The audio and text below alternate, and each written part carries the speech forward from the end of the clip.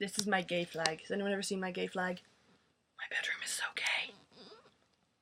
Mission accomplished. Achievement unlocked. Do-do-do. Anyway, so in my last video, I talked about wigs, which I'm still wearing, and yes, it's the same filming session. I just didn't want to make a video too long.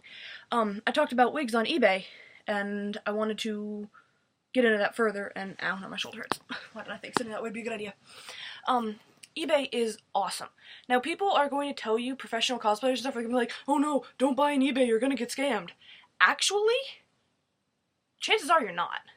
If you know what to look for and you know what you're doing, you have a really good chance of walking away with an incredible product that you paid like $2 for.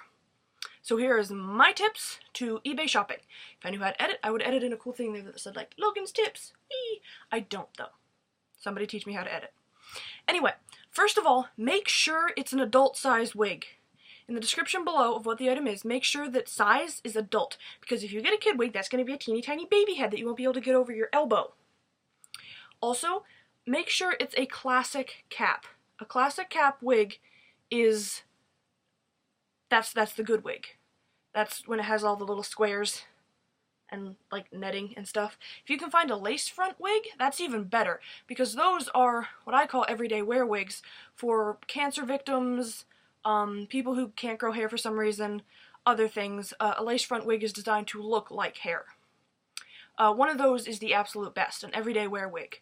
But those usually, if you go to a professional place for those things, can cost up to like $500.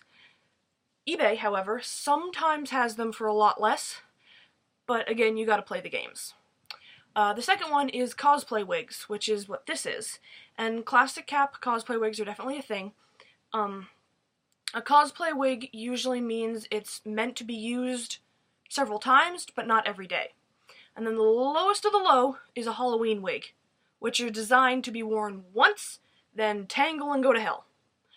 You want to avoid those. And unfortunately, they don't have a little label that says, like, super crappy, only kind of crappy, decent wig. So you kind of have to pick and choose. There are certain sellers you'll learn that are more reliable than others, as well as certain stock photos that you just can't trust, because they all use the same stock photo. Click onto the item and go through the photos as much as you can. Look in the description and read every little detail. Now, the more detail a wig has in the description, the better chance you have of actually getting a decent wig. If it's just like, adult wig, pink, synthetic hair, that's probably going to be a crappy-ass Halloween wig. You will have to buy a few wigs to get an idea of what you're doing, but again, if you set a search, which you can do on eBay, setting searches, there's options for that on the side, I believe. You can set a search for like under $4, free shipping, only full wigs. Also make sure it's a full wig.